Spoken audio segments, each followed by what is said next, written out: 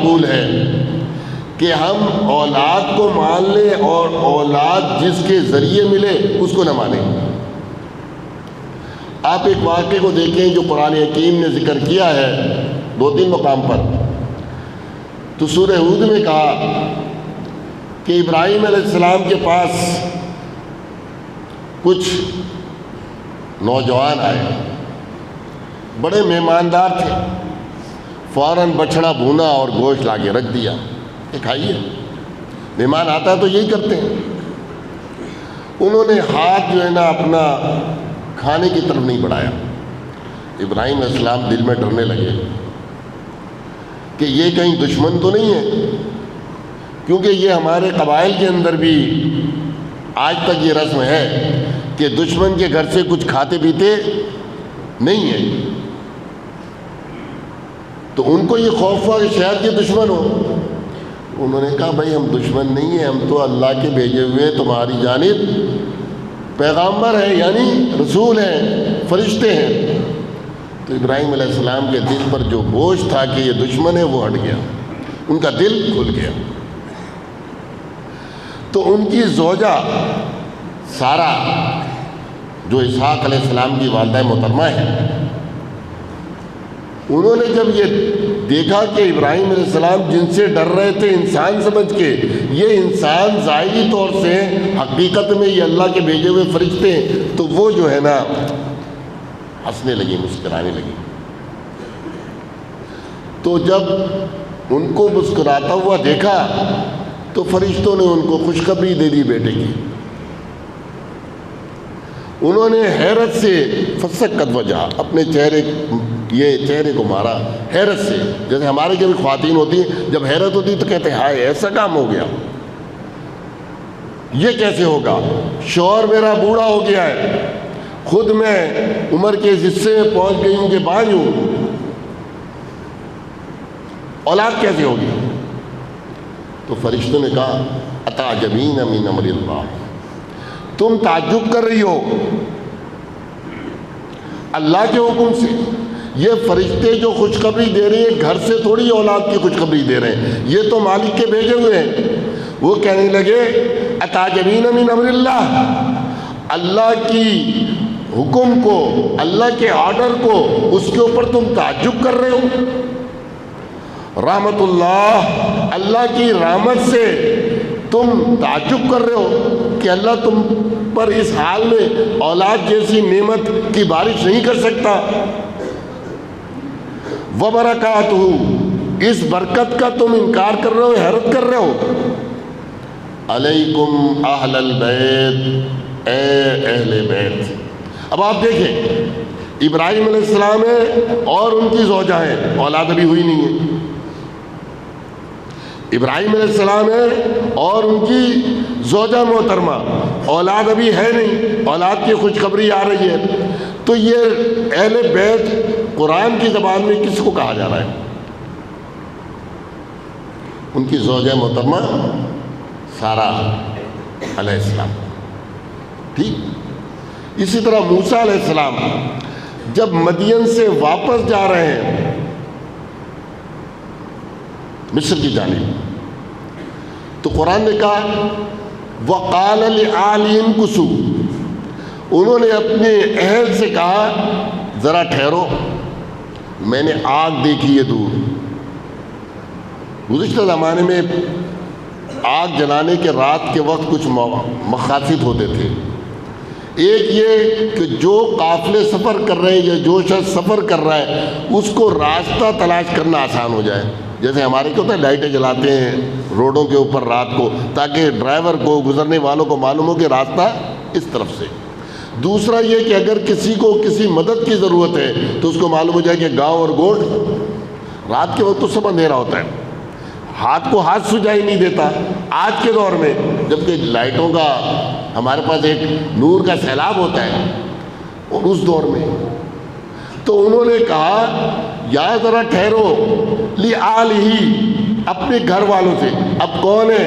موسیٰ علیہ السلام ہے، ان کے ساتھ اپنی بیوی اور کچھ نہیں. یا ٹھہرو، انی آنست نارا، میں نے آگ دیکھی ہے. میں یا تو جا کے راستہ پوچھ لوں گا کوئی انسان ملا، اگر نہیں ہوگا تو کم سے کم کچھ انگارے آگ کے لے آؤں گا تاکہ اس سردی کے موسم میں تم آگ کے اوپر ہاتھ تاپ لو، گرمی حاصل کر لو۔ یہ تو قرآن ہے۔ اب آ جائیے ذرا اپنی زبانوں پر۔ آپ اکثر شادی کارڈ پڑھتے رہتے ہیں، آپ کو بھیجتے رہتے ہیں، کیا لکھتے ہیں کہ جیسے عبد القیوم ما اہل و عیال، عبد القیوم کو بلا رہے ہیں اور کس کو بلا رہے ہیں؟ ما اہل و عیال، عیال تو اولاد ہو گئی، یہ اہل کیا چیز ہے؟ یہ بیوی ہے۔ اس کا ایک بہت قریبی لفظ اردو میں استعمال ہم کرتے ہیں کہ انسان کی بیوی کو کہتے ہیں اہلیہ۔ سندھی زبان میں ہم اس کو اپنی زبان کے اندر ترجمہ کرتے ہیں اس کو تو کیا کہتے ہیں؟ گھر والی۔ بیوی کے لیے کیا کہتے ہیں؟ گھر والی، وہی عربی کا اہل بیت۔ تو معنی یہ ہوا کہ عربی لغت کے اعتبار سے بھی، قرآن کی لغت کے اعتبار سے بھی، اور ہمارے اس علاقے جس میں ہم رہ رہے ہیں، ہمارا صوبہ سندھ کی زبان، سندھی زبان میں بھی اور اردو میں بھی اور دیگر اور پشتوں میں بھی وہ بھی یہی کہتے ہیں، کور والا، گھر والے۔ بیمار ہے یہ نہیں کہتا بیوی بیمار ہے، کہتے کور والا، گھر والے بیمار ہیں۔ تو معلوم ہوا کہ اہل کا پہلا مصداق کون ہے؟ بیوی، اور بیوی کے بعد پھر اولاد، اور اولاد کے بعد پھر اس کی اولاد، اور پھر اس کی اولاد۔ جیسے عربی زبان میں بنی کہہ دیتے ہیں بیٹے کو، لیکن صرف اس میں بیٹے نہیں آتے، بیٹے، پوتے، پڑ پوتے، اور نسل بعد نسل وہ بنی کہلاتے ہیں۔ مثال، اسرائیل علیہ السلام ایک پیغمبر ہے جس کو آپ یعقوب علیہ السلام کے نام سے جانتے ہیں، عبرانی نام ہے اسرائیل، یعنی عبداللہ، اللہ کا بندہ۔ ان کے 12 بیٹے ہیں، یعنی یوسف علیہ السلام کے 11 بھائی ہیں۔ ان سب کو کہا جاتا تھا بنی اسرائیل، اور اس کے بعد ان کے بیٹے، ان کے بیٹے، ان کے بیٹے، یہاں تک کہ نسلاً بعد نسلاً چلتے چلتے محمد صلی اللہ علیہ وسلم کا دور آ گیا۔ قرآن نے کہا یا بنی اسرائیل، اے اسرائیل کے بیٹوں۔ اب اسرائیل تو یعقوب علیہ السلام، ان کا کوئی بیٹا نہیں اس وقت حیات، پوتا نہیں، پڑ پوتا نہیں، 10 سے زیادہ نسلیں گزر چکی ہیں، لیکن یہ سب کے سب کیا ہیں؟ بنی اسرائیل، جو محمد صلی اللہ علیہ وسلم کے مخاطب تھے۔ تو معلوم یہ ہوا کہ اہل کا بنیادی جو معنی ہے وہ بیوی ہے، اور بیوی کے بعد بچے، ان کے بچے یعنی پوتے، پوتیاں، نواسے، نواسیاں، ان کی اولادیں، یہ سارے اہل بیت کے اندر شامل ہیں۔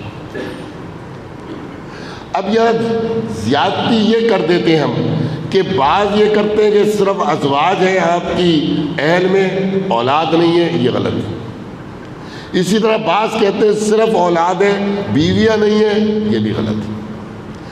دراصل ایک لفظ کا ایک بنیادی طور سے معنی ہوتا ہے، وہ لغت میں پہچانتے ہیں، اور شریعت اس معنی کو تسلیم کرنے کے بعد کچھ اور کو اس کے اندر داخل کر دے تو وہ محمد عربی صلی اللہ علیہ وسلم کی زبان سے نکلنے کے بعد وہ شریعت بن جاتی ہے۔ جیسے دیکھیں آپ، قرآن حکیم نے مسجد قباء کو کہا کہ اس کی بنیاد تقوی پر رکھی گئی ہے۔ لمسجد اسس علی التقوی، اس مسجد کی بنیاد اسسا، اس کی تاسیس کی گئی ہے، بنیاد رکھی گئی ہے تقوی پر، تو یہ مسجد قباء ہے۔ لیکن نبی صلی اللہ علیہ وسلم نے مسجد نبوی کو کے متعلق فرمایا اس کی بنیاد بھی تقوی پر رکھی گئی ہے، یہ بھی اس میں شامل ہے۔ تو بنیادی طور سے قرآن نے جو اشارہ کیا ہے وہ مسجد قباء، لیکن اس کے ساتھ ساتھ اللہ کے رسول صلی اللہ علیہ وسلم کے فرمان کے مطابق یہ مسجد نبوی یہ بھی تقوی کے اوپر قائم کی گئی۔ ایک اور مثال، قرآن نے کہا جب تم حالت خوف میں ہو، سفر میں حالت خوف ہو تو تم نماز کو قصر کر لو۔ یعنی 4 رکعت والی نماز جو ظہر ہے، عصر ہے، عشاء ہے، یہ 2 رکعت پڑھ لو۔ لیکن آج ہم سفر کر کے آئے ہیں، کوئی خوف نہیں ہے، کوئی ہمیں خوف نہیں، دن میں سفر کیا، رات میں سفر کیا، کوئی خوف نہیں، لیکن ابھی بھی ہم قصر کر رہے ہیں۔ کیوں؟ خوف تو نہیں ہے۔ دراصل اللہ کے رسول صلی اللہ علیہ وسلم نے عام سفر بھی کیا تو اس کے اندر قصر کیا ہے، تو اللہ کے رسول صلی اللہ علیہ وسلم نے قرآن کے اس حکم کے اندر اس کو بھی شامل کر دیا۔ اسی طرح نبی صلی اللہ علیہ وسلم کے متعلق جو قرآن نے کہا اہل البیت سورہ احزاب کے اندر، تو اس کے اندر آپ کے ازواج شامل ہیں سیاق کے اعتبار سے بھی، لیکن نبی صلی اللہ علیہ وسلم نے اپنی اولاد، اس وقت موجود ایک بیٹی حیات تھی یعنی فاطمہ تو زہرا رضی اللہ عنہا، ان کو اور ان کے بعد دیگر کو بھی اہل بیت میں شامل کیا۔ تو ہمارے لیے یہ سب جو ہے نا اہل بیت ہیں، ہمارے سروں کے تاج ہیں۔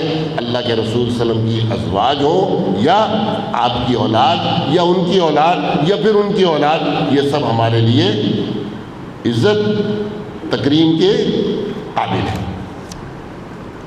یہ تو بنیادی باتیں ہو گئی۔ اب صحابہ کس کو کہتے ہیں؟ ایک حصہ آپ کا اس کا ہو گیا۔ صحابہ کس کو کہتے ہیں؟ صحابہ یا اصحاب، صاحب، ساتھی۔ قرآن نے انبیاء کے اعتبار سے 2 کا بڑا مشہور تذکرہ کیا ہے۔ ایک یوسف علیہ السلام کا، کہ یوسف علیہ السلام سے جب جیل خانے میں ان کے ساتھیوں نے کہا کہ ہمیں خواب کی تعبیر بتائیے، تو یوسف علیہ السلام کہنے لگے یا صاحب السجن، اے جیل کے ساتھیوں، ارباب متفرقون خیر، کیا بکھرے ہوئے بہت سے معبود بہتر ہیں، ام اللہ، یا اللہ بہتر ہے، الواحد جو اکیلا ہے، القہار ساری مخلوق پر غالب ہے۔ تو یا یوسف علیہ السلام نے اپنے 2 ساتھیوں کے متعلق کہا یا صاحب السجن، اے میرے جیل کے 2 ساتھیوں، صحابی نہیں کہا بلکہ کہا جیل کے ساتھیوں۔ جیسے کلاس کے ساتھی ہوتے ہیں، کلاس فیلو، ہم جماعت، تو یہ اصطلاحی اعتبار سے نہیں کہا، یہ لغوی اعتبار سے کہا۔ اصطلاحی اعتبار سے محمد عربی صلی اللہ علیہ وسلم نے کہا سورہ توبہ میں کہ جب نبی صلی اللہ علیہ وسلم اور آپ کا ایک ساتھی غار میں تھے، اذ ہما فی الغار اذ یقول لصاحبہ لا تحزن ان اللہ معنا، کہ جب وہ رسول صلی اللہ علیہ وسلم اپنے صاحب سے کہہ رہا تھا لا تحزن، غم نہ کر، ان اللہ معنا، بے شک اللہ ہمارے ساتھ ہے۔ یہ نہیں کہا ان اللہ معی، اللہ میرے ساتھ ہے، کہا ان اللہ معنا، جمع متکلم، کہ اللہ ہمارے ساتھ ہے، یعنی میرے ساتھ اور تیرے ساتھ اللہ کی معیت، اللہ کی نصرت، اللہ کی مدد، اللہ کی تائید حاصل ہے۔ تو یہ ساتھی کون ہے؟ یہ ابو بکر صدیق رضی اللہ عنہ۔ تو ابو بکر صدیق کی تو صحابیت قرآن کی نص سری کے ساتھ واضح ثابت ہے، اور باقی اصحاب کی حدیث مبارکہ، اور قرآن نے صاحب کے لفظ کو استعمال نہیں کیا، کچھ اور الفاظ استعمال کیے، جیسے کہا محمد الرسول اللہ والذین، محمد اللہ کے رسول ہیں، والذین، اور کون لوگ بھائی؟ جو اس کے ساتھ ایمان والے، معہو، اس کے ساتھ معیت۔ ان کی خوبی کیا ہے؟ اشداء علی الکفار، کافروں کے لیے بڑے سخت ہیں، رحماء بینہم، آپس میں بڑے رحیم ہیں، تراہم رکعا سجدا، تم ان کو دیکھو گے رکوع اور سجود میں، چہروں پر سجود کے نشان سے تم انہیں پہچان لو گے۔ یہ کون کہہ رہا ہے؟ قرآن حکیم۔ ذرا نہج البلاغہ کی طرف چلتے ہیں، اس میں علی رضی اللہ عنہ کی جانب منسوب ایک خطبہ ہے جس میں انہوں نے پہلے اللہ کی تعریف توحید یہ بیان کی، پھر اپنے جو ساتھی ہیں ان کے اوپر سرزنش کی، ان کو ڈانٹا، برا بھلا کر، آخر میں ایک ٹکڑا ہے۔ سیدنا علی رضی اللہ عنہ کہتے ہیں لقد رأیت اصحاب رسول اللہ صلی اللہ علیہ وسلم، میں نے اللہ کے رسول صلی اللہ علیہ وسلم کے صحابہ کو دیکھا ہے، وَلَمْ أَرَى أَحَدًا مِّنْكُمْ، میں تم میں سے کسی کو نہیں دیکھتا یشبہم، جو ان جیسا ہو۔ یہ اپنے ساتھیوں سے کہہ رہے ہیں، اپنے ساتھیوں سے کہہ رہے ہیں، کہنے میں نے اللہ کے رسول صلی اللہ علیہ وسلم کے صحابہ کو دیکھا ہے، تم میں سے جتنے ہو ان میں سے کوئی ایک بھی ان جیسا نہیں ہے، ان کے مشابہ نہیں ہے۔ کیوں بھائی؟ ان میں کیا خوبی تھی؟ کیا سرخاب کے پر لگے تھے؟ فرماتے ہیں یصبحون، وہ صبح کرتے تھے شوسن غبرا، پرگندہ بال ہوتے تھے، پریشان ہوتے تھے۔ صبح میں تو انسان بڑا فریش ہوتا ہے، رات بھر سویا ہو تو صبح تو بڑا فریش ہوتا ہے۔ کہا وہ صحابہ جو تھے اللہ کے رسول صلی اللہ علیہ وسلم کے، صبح ہوتی تھی تو بڑا پرگندہ بال ہوتے تھے، پریشان، اور وقت باتو، اور انہوں نے راتیں گزاری ہوتی تھی، سجدم و قیاما، سجدہ کرتے ہوئے اور کھڑے ہوئے، اللہ کی بارگاہ میں سجدہ ریز رہتے تھے رات کو، اور صبح ہونے سے پہلے پہلے وہ کھڑے رہتے تھے، یعنی نوافل پڑھتے تھے، جس کو ہم قیام اللیل کہتے تھے، تہجد کی نماز کہتے ہیں۔ لازمی یہ تہجد کی نماز پڑھے، پھر فجر کی نماز پڑھے، پھر اشراق پڑھے، تو اس کے اندر تو سمجھ لو آدھا دن تو اس نے گزار لیا۔ ہماری تو آنکھ بھی اس وقت تک نہیں کھلتی جب تک مؤذن یہ نہ کہہ دے الصلاۃ خیر من النوم، سو رہے ہوتے۔ پھر کہتے ہیں ان کی حالت کیا تھی؟ ان کی یہ پیشانی کی جو دو آنکھیں ہیں نا، اس کے اوپر نشانات ہوتے تھے۔ کیوں؟ طول سجودہم، اکثر طویل طویل سجدے کرتے تھے تو یہاں پر ان کے سجدوں کے نشان ہوتے تھے۔ کتنے گہرے ہوتے تھے؟ فرمایا ایسے گہرے ہوتے تھے، ایسے گہرے ہوتے تھے جیسے کہ بکری کے یہ گھٹنے ہیں نا، آپ جانتے ہیں بکری جب زمین پر بیٹھتی ہے، بکرا بیٹھتا ہے تو یہ اس کا حصہ جس کو ہم گھٹنا کہتے ہیں، یہ زمین پر لگتا ہے، بار بار بیٹھتا ہے، کھڑا ہوتا ہے، بیٹھتا ہے، تو جو حصہ زمین پر بار بار لگے وہ سخت ہو جاتا ہے۔ اس لیے جو ساتھی ذبح کرتے ہیں، کھال وغیرہ نکالتے ہیں، سب سے زیادہ تکلیف اس کو یہاں پر ہوتی ہے، یہ چپکی ہوتی ہے۔ کہیں ان کے چہرے کے اوپر، ان کے پیشانیوں کے اوپر ایسے نشان پڑ جاتے تھے جیسا کہ بکری کے گھٹنوں کے اوپر نشانات پڑے ہوتے تھے۔ یہ کہہ کون رہا ہے؟ سیدنا علی رضی اللہ عنہ کہتے ہیں ایسے تڑپتے تھے کمثل المرء، جیسے کہ انگارے آگ کے اوپر جب آگ جل رہی ہوتی ہے تو آپ دیکھیں کہ لکڑی کے جو انگارے ہوتے ہیں، یہ جب ہیٹ زیادہ لگتی ہے تو یہ کوئلہ پھٹتا ہے، کہتے ایسے تڑپتے تھے، اور اللہ کی بارگاہ میں یہ اس طرح عبادت کے اندر لگے رہتے تھے۔ یہ صحابہ کی تعریف کر کون رہا ہے؟ سیدنا علی رضی اللہ عنہ۔ تو یہ تو مسئلہ ہی حل ہو گیا نا۔ قرآن نے جو بات بیان کی، علی کی زبان نے اس کی تصدیق کر دی، تائید کر دی کہ یہ بات اسی طرح ہے جو قرآن کہہ رہے ہیں نا کہ تراہم رکعن سجدہ، تم ان کو رکوع اور سجود میں پاؤ گے صحابہ کو، تو علی رضی اللہ عنہ فرماتے ہیں میں نے اسی طرح انہیں دیکھا۔ اب ذرا اس طرف آتے ہیں کہ آیا ان کے درمیان کوئی ایسی چیز تھی تو ایسی کوئی بات نہیں. موضوع ذرا خشک ہے لیکن دلائل آپ کو دے کے جاؤں گا. توجہ آپ کی طرف میری ہے اور میری طرف آپ کی توجہ. چند صحابہ کا صرف تذکرہ کروں گا. سب سے پہلے ہم لے لیتے ہیں ان صحابہ اور نبی صلی اللہ علیہ وسلم اور اہل بیت کے درمیان تعلق کیا تھا. آپ جانتے ہیں انسان دو قسم کے رشتوں کے اندر جڑا ہوتا ہے. ایک رشتہ ہے نسب کا، اور یہ انسان اپنی مرضی سے چوائس نہیں کرتا. اب میں جس باپ کے گھر میں پیدا ہوں، پیدا ہونے سے پہلے مجھے کوئی اختیار نہیں تھا میں کسی اور کے گھر پیدا ہو جاتا. کسی کو اختیار تھا؟ نہیں.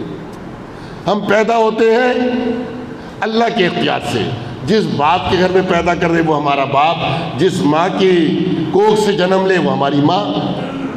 اس میں ہماری چوائس نہیں ہوتی. اس کو کہتے ہیں نسبی رشتہ. اور ایک رشتہ ہوتا ہے وہ ہے سسرالی رشتہ، کہ ہم بیٹی دے دیتے ہیں تو اس سے رشتہ قائم کر لیتے ہیں، وہاں سے بیٹی لے لیتے ہیں تو رشتہ قائم کر لیتے ہیں. اس کو کہتے ہیں سسرالی رشتہ. قرآن نے اس کا تذکرہ کیا ہے، نسب و وسع. ہم نے بنائے اس کے نسب اور اس کے سسرالی. تو نبی صلی اللہ علیہ وسلم کے کچھ رشتہ دار تو نسبی تھے. آپ کے والد، آپ کے دادا، آپ کے چچا، آپ کے تایا، یہ سارے کیا ہیں؟ نسبی رشتہ دار. یا اس سے اوپر چلتے چلے جائیں، دادا، پردادا، اس سے اوپر ان کی اولادیں، یہ آپ کے نسبی تعلق ہے. اور ایک تعلق ہوتا ہے سسرال کا، کہ آپ کسی کے گھر سے بیٹی لے لیں. یہ آپ کا چوائس ہوتا ہے، یہ اللہ کا چوائس نہیں، یہ آپ کے اپنی چوائس پر ہے. لکھی اس قسمت اسی کی جانب سے ہے لیکن چوائس تو آپ کرتے. تو علی رضی اللہ عنہ کا تعلق کیا تھا؟ نسبی تھا، چچا کے بیٹے. اور ان چار خلفاء میں سب سے زیادہ اقرب تعلق علی رضی اللہ عنہ کا تھا. باقی کا تعلق بڑی دور پشت میں جا کے 5ویں 6ٹھی 7ویں پشت میں جا کر نبی صلی اللہ علیہ وسلم نسبی تعلق ہوتا تھا. لیکن ابو بکر عمر رضی اللہ عنہ ان سے نبی صلی اللہ علیہ وسلم تعلق خود جوڑا. کس طرح؟ ان سے بیٹی لی. آپ جانتے ہیں کہ یہ سلسلہ ہمیشہ سے چلا جا رہا ہے اور آج تک قائم ہے. شادیاں ہوتی ہیں تو آپ اور ہم جب چوائس کرتے ہیں تو سب سے پہلی چیز کیا دیکھتے ہیں؟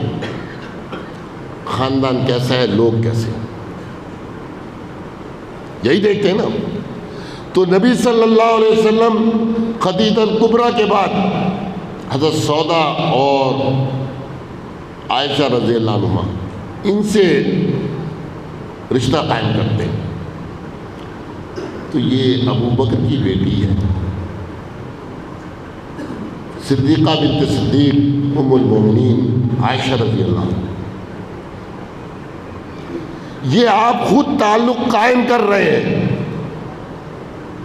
اللہ نے قائم نہیں کیا ہے، یہ آپ قائم کر رہے ہیں. ہاں اللہ کی تائید اس کے اوپر ہے. خواب میں آپ کو دکھایا جا رہا ہے اور بھی یہ ساری باتیں آپ جانتے ہیں.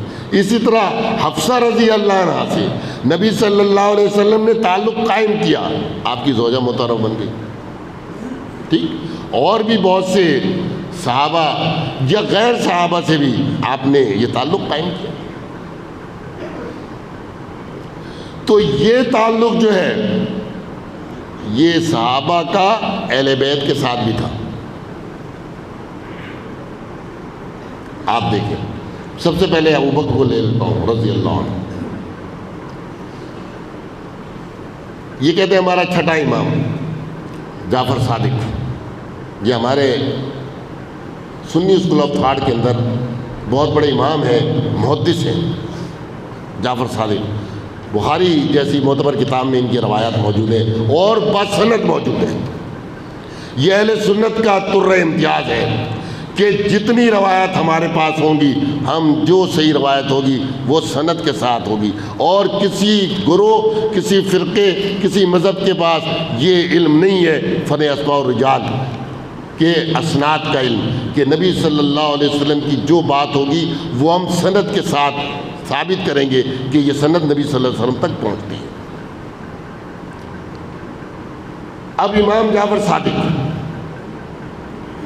ان کے والد محترم ہیں امام باقر، ان کے والد ہیں زین العابدین علی بن حسین، ان کے والد ہیں حسین رضی اللہ عنہ، ان کے والد ہیں علی رضی اللہ عنہ، ان کے والد ہیں ابو طالب، ان کے والد ہیں عبد المطلب، ان کے والد ہیں ہاشم، اور ان کے والد ہیں عبد مناف۔ میں نے 8-10 نسلیں آپ کو گنا دی۔ اب امام جعفر صادق کے والد تو معلوم ہو گیا ہمیں، ددیال میں نے سارا گنا دیا آپ کو، اہم افراد۔ ننیال بھی تو ہوگا نا، کسی کی یہ